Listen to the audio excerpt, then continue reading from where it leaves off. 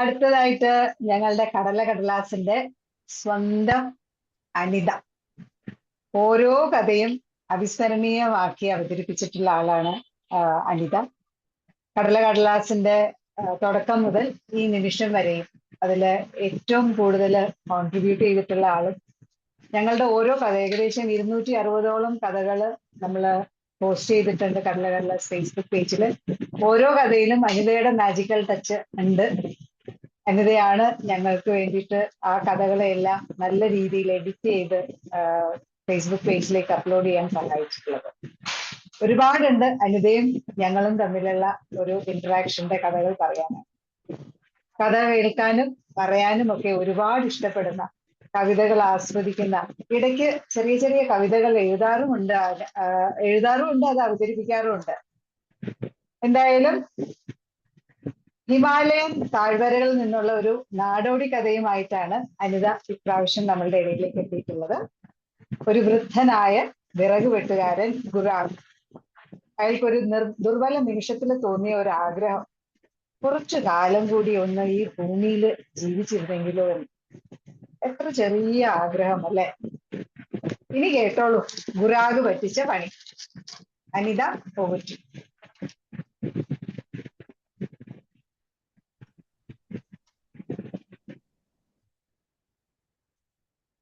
ഹിമാലയത്തിന്റെ താഴ്വരയിലേക്ക് നമുക്ക് പോവാം.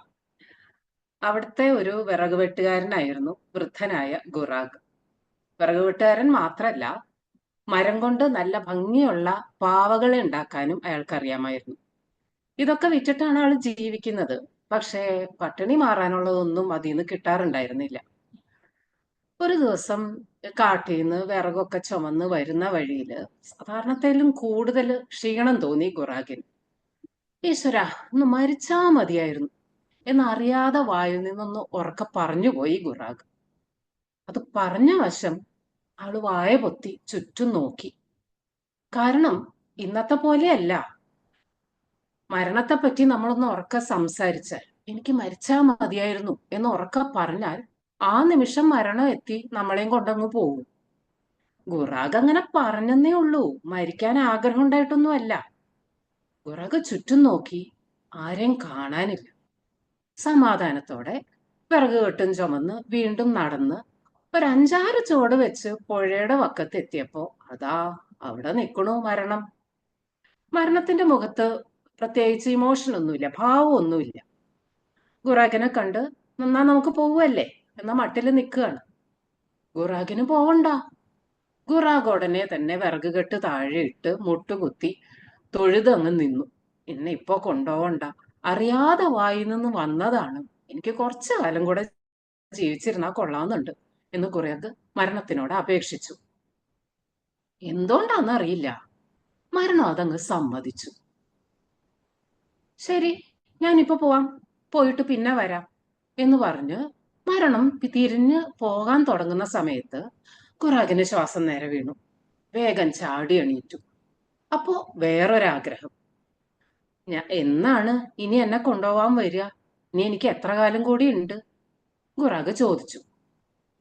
മരണം പറഞ്ഞു, ഇനി 5 വർഷവും 7 ദിവസം കൂടി നിങ്ങൾക്ക് ആയുസ്സുണ്ട്, അത് കഴിഞ്ഞ് ഞാൻ വരും. ഇതും പറഞ്ഞ് മരണം സ്ഥലം വിട്ടു. ഗുറാഗ് സാധാരണ പോലെ വിറക് കെട്ടുമെടുത്ത് വീട്ടിലെത്തി. അന്നത്തെ ദിവസം പതിവ് പോലെ കഴിഞ്ഞു. അടുത്ത ദിവസം പണിയായുധങ്ങളുമായി രാവിലെ തന്നെ ഗുറാഗ് കാട്ടിലേക്ക് പോയി. കാട്ടിലേക്ക് നടന്ന് സാധാരണ വിറക് വെട്ടുന്ന സ്ഥലത്തൊന്നും ഗുറാഗ് നിന്നില്ല. പിന്നീട് ഉള്ളിലേക്ക്, കൊടുങ്കാടിന്റെ ഉള്ളിലേക്ക് ഗുറാഗ് അങ്ങനെ നടന്നു. നടന്ന് ഒരു കൂറ്റൻ മരത്തിന്റെ മുമ്പിൽ എത്തിയപ്പോ ഗുറാഗ് നിന്നു. കൂറ്റൻ മരം എന്ന് പറഞ്ഞാൽ പടുകൂറ്റൻ മരം. ഒരു 20 പേര് കൈകോർത്ത് ചുറ്റും നിന്നാലേ അതിന്റെ ഒരു വട്ടത്തിൽ എത്തുള്ളൂ. ഗുറാഗ് കോടാലി എടുത്ത് ആ മരത്തിന്റെ തടിയിൽ കൊത്താൻ തുടങ്ങി. അങ്ങനെ കൊത്തി രാത്രിയായി. ഗുറാഗ് വീട്ടിലേക്കൊന്നും പോകുന്നില്ല, അവിടെ തന്നെ കിടന്നുറങ്ങി. അടുത്ത ദിവസം രാവിലെ അവിടുത്തെ അരുവിയിൽ നിന്ന് വെള്ളം കുടിച്ച് കായയും പിന്നെ ഇലകളും ഒക്കെ പറിച്ചു തിന്ന് വീണ്ടും ആ മരത്തിന്റെ തടിയിൽ കൊത്തിക്കൊണ്ടേയിരുന്നു. അങ്ങനെ 5 വർഷം ഗുറാഗ് ആ കാട്ടിൽ തന്നെ ഈ മരത്തിന്റെ ഉള്ളിലേക്ക് കൊത്തി കൊത്തി കൊത്തി അവിടെ തന്നെ താമസിച്ചു. 5 വർഷം കഴിഞ്ഞപ്പോഴേക്കും 4 നിലയുള്ള ഒരു ബംഗ്ലാവാണ് ഇയാൾ ഈ മരത്തിന്റെ ഉള്ളിലേക്ക് കൊത്തിയുണ്ടാക്കിയത്. അതിമനോഹരമായ ഒരു ബംഗ്ലാവ്. അതിന്റെ ചുമരിലും പിന്നെ മോളിലേക്ക് കയറാനുള്ള പടികളുടെ വശത്തും എല്ലാം നല്ല പിന്നെ ശില്പങ്ങളും ചുവർച്ചിത്രങ്ങളും. എത്ര ഭംഗിയില അയാളത് കൊത്തിയുണ്ടാക്കിയിരിക്കുന്നത്. അതിനകത്തേക്ക് വെളിച്ചം കയറാനുള്ള സംവിധാനങ്ങളും ഉണ്ടാക്കിയിട്ടുണ്ട്. 4 നിലയുള്ള ഒരു ബംഗ്ലാവ്. അത് മുഴുവനും അതിലേക്ക് കടക്കാനായി ഈ പുറമേന്നുള്ള ഒരു വാതില് മാത്രം. 5-മത്തെ വർഷം തികഞ്ഞപ്പോ ഗുറാഗ് ഈ പണിയെല്ലാം തീർത്ത് വാതിലും അടച്ച് കോടാലിയും പണി സാധനങ്ങളും എല്ലാം എടുത്ത് തിരിച്ച് വീട്ടിലേക്ക് പോന്നു. 7 ദിവസം കഴിഞ്ഞു. മരണം എത്തി കൊണ്ടുപോകാനായിട്ട്. ഗുറാഗിന് ഭാവവ്യത്യാസമൊന്നുമില്ല, പേടിയൊന്നുമില്ല. മരണം വന്നപ്പോ ശരി, നമുക്ക് പോവാം. അതിനു മുമ്പ് ഒരു കാര്യം, എന്റെ കൂടെ ഒരു സ്ഥലത്തേക്ക് ഒന്ന് വരാമോ? മരണം പറഞ്ഞു, ശരി വരാം, നടക്കൂ. രണ്ടുപേരും കൂടി കാട്ടിലേക്ക് നടന്ന് ഈ മരത്തിന്റെ അടുത്തെത്തിയപ്പോ ഗുറാഗ് വാതില് തുറന്ന് മരണത്തിനോട് അകത്തേക്ക് കയറാൻ പറഞ്ഞു. ഗുറാഗും ഒപ്പം കയറി. അകത്ത് കയറി താഴത്തെ നില, മോളിലത്തെ നില, അതിന്റെ മോളിലത്തെ നില. മരണം ഇത്ര ഭംഗിയുള്ളൊരു ബംഗ്ലാവ് ഇതിനു മുമ്പ് കണ്ടിട്ടില്ല. ഇതിലാ കൊത്തുപണിയും ശില്പകലകളുടെയും ഒക്കെ സൗന്ദര്യം നോക്കി മരണം ഇങ്ങനെ വായ പൊളിച്ച് നിൽക്കുകയാണ്. ഗുറാഗ് പതുക്കെ പടി വഴി താഴത്തേക്ക് വന്ന് പുറത്തേക്ക് കടന്ന് വാതിലടച്ച് ഒരു താഴിട്ടങ്ങ് പൂട്ടി. ഗുറാഗിന്റെ കയ്യിൽ മാത്രമേ അതിന് പറ്റിയ താക്കോലുള്ളൂ. വാതിലും പൂട്ടി ഗുറാഗ് പതുക്കെ വീട്ടിലേക്ക് തിരിച്ചു പോന്നു. മരണം ഈ മരത്തിന്റെ അകത്ത് പെട്ടു.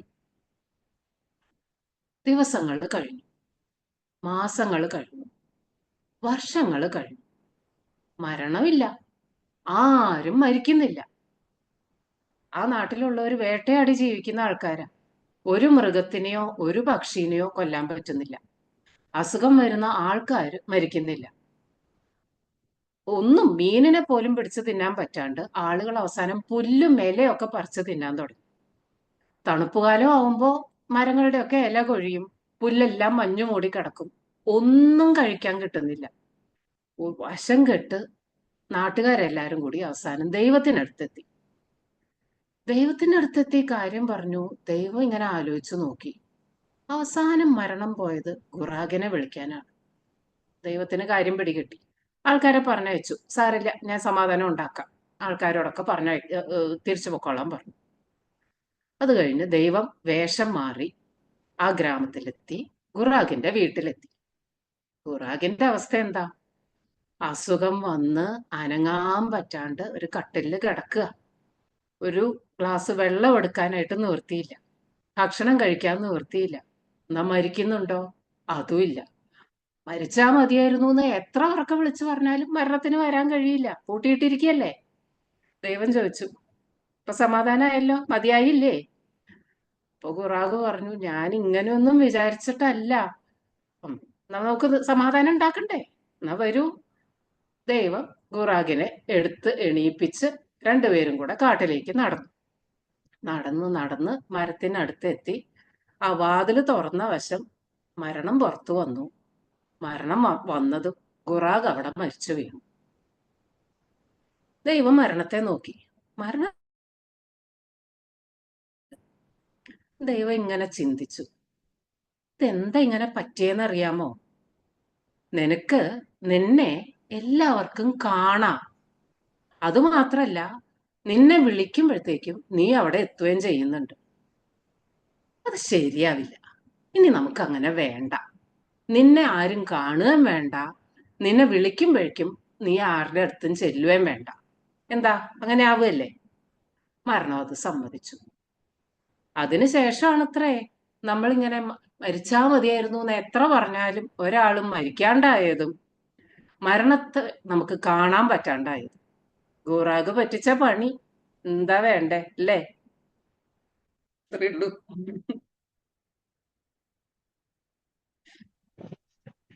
Wonderful, wonderful, Nick. As always,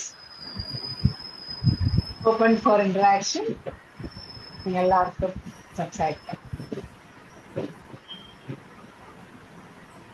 നമ്മള് വിചാരിക്കുന്ന സമയത്ത് മരണം കിട്ടുക എന്ന് പറയുന്നത് ഒരു ഒരു ഒരു പണ്ടൊക്കെ പറയും ഇച്ഛാ മരണം എന്ന് പറയും.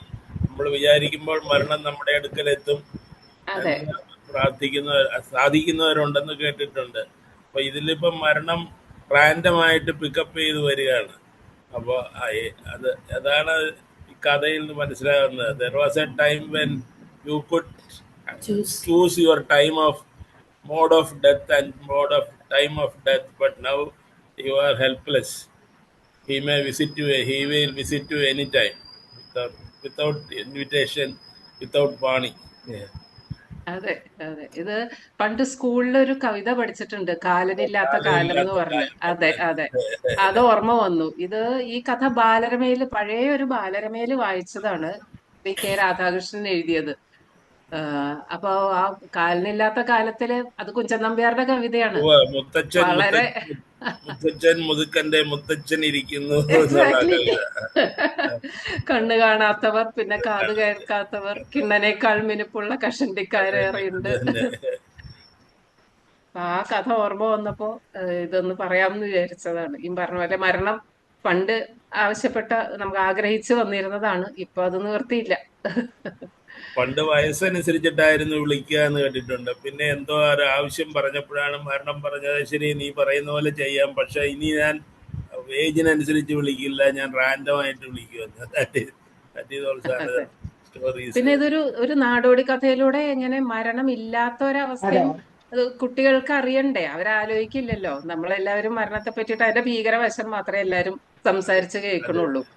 അതില്ലാത്ത അവസ്ഥ അതിനേക്കാൾ ഭീകരമാണ്. അതെ, അത് കഥയിലൂടെ മാത്രമേ കുട്ടികൾ അറിയുള്ളൂ. ഇവരെങ്ങനെയെങ്കിലും പോയാ മതി എന്ന് തോന്നുന്നത് അതുകൊണ്ടാണ്. നീ കൂടുതലായിട്ടൊന്നും കാണാനില്ല, നീ നമുക്ക് ബൈ പറയാം എന്നുള്ള ഒരു സ്ഥിതിയിലേക്ക് പറഞ്ഞു കഴിയുമ്പോ. Very good story. Thanks Anita, വളരെ നല്ലൊരു കഥയായിരുന്നു.